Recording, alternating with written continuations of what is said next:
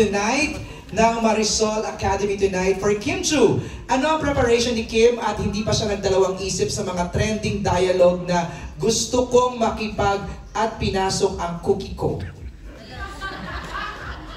Ano ba yun, Derek? Ikaw ko si Derek. Sino ba nakaisip ng line na yun? Yung mga writer. Bilang artista, i-deliver natin yon hanggat sa... Pero hindi ka ba nakapag-bargain na pwede na naman palitan tong salitang... Pero si Sari kasi dito 30 plus na siya eh. So, hindi naman na siya teeny bopper or 20s. Hindi siya, conservative siya. Conservative siya kasi wala na siyang choice eh. Kasi NBSB talaga siya kasi lahat na minamahal niya, nawawala. Yung parang gusto niya lang mahalin pero alam na wala na sila. Kaya curious talaga siya about everything, about love, ganyan. Ayun, so pinasok ko na yung sarili ko kay Sari, Cookie.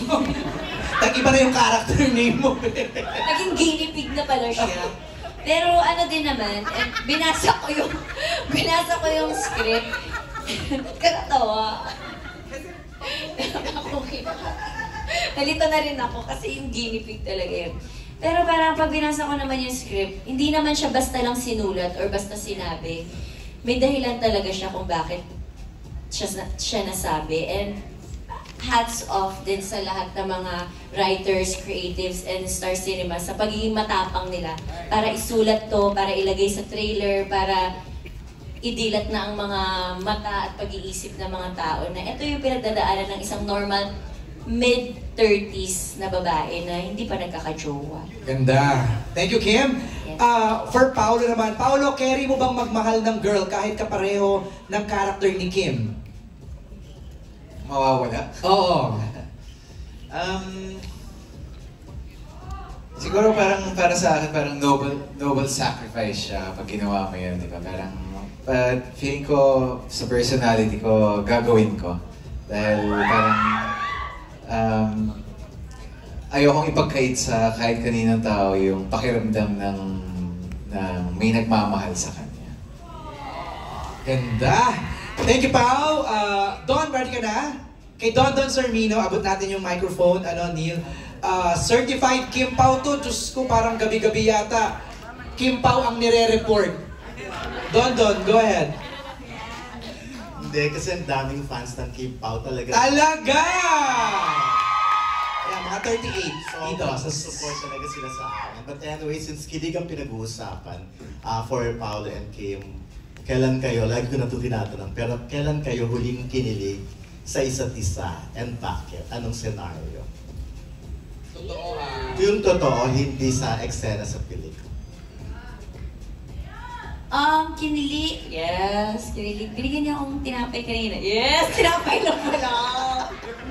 Mahina si ate ko. Mahinang nila lang siya. Pero dinala niya ako pasalubong kanina. After showtime. From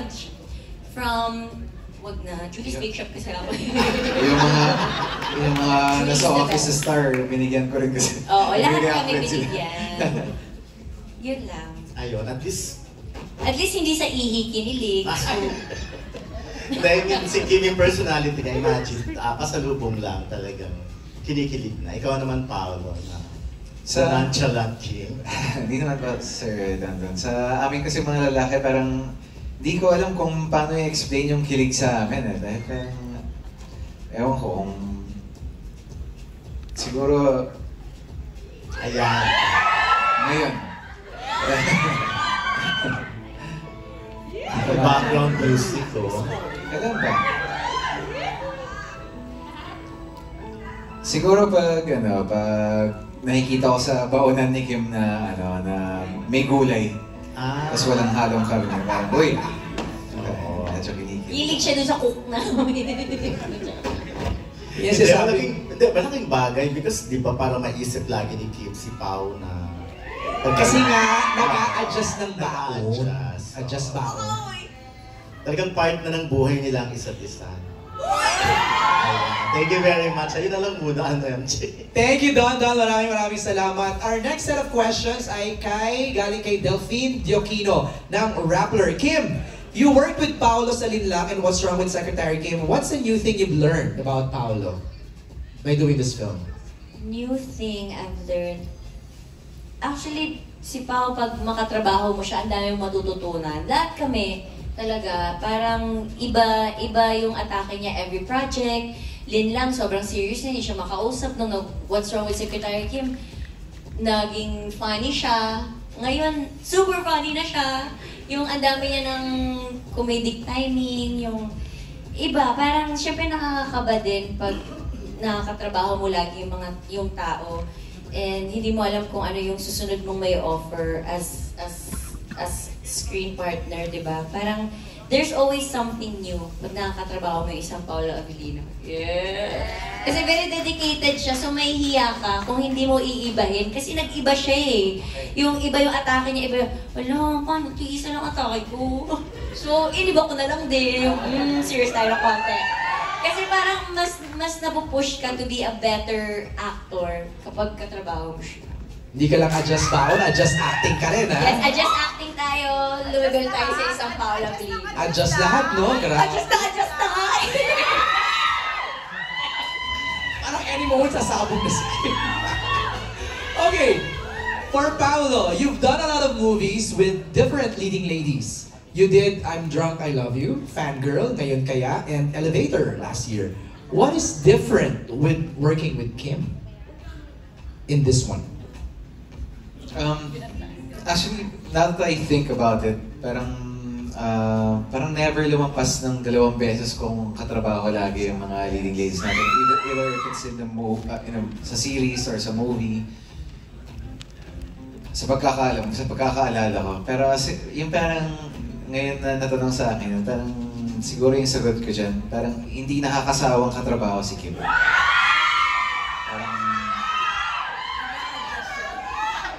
Nag-a-adjust kasi ako eh. Nag-adjust yung acting Bigyan ko na niya. iba-ibang flavor. Yung ulam niya, may gulay na. So, yan. Parang hindi siya nakakasawang katrabaho. Pero Pao, ha? I know sometimes it's like management's decision when they offer you projects, let's say, to work with Kim. This is the 3rd time. Meron pa rin yung element ng personal decision. So somehow, you decided to work with Kim 3 times. Tama naman. Di ba? Dahil, Is there something special why it's always Kim? maraming rason eh. Well, hindi pa kami nakakapag-pelikula together. Tapos, rom-com rin. Parang hindi pa talaga ako nakagawa ng rom-com na pelikula na with me starring in it. Tapos, yun. Yan siguro. Tsaka si Kim. Si Kim naman yan. Madali siyang katrabahoan. Parang exciting rin naman yung concept. Tapos, nalaman ko si Direk Chad ulit. Tapos, storya ni Prime. Ayan. So, medyo exciting siyang...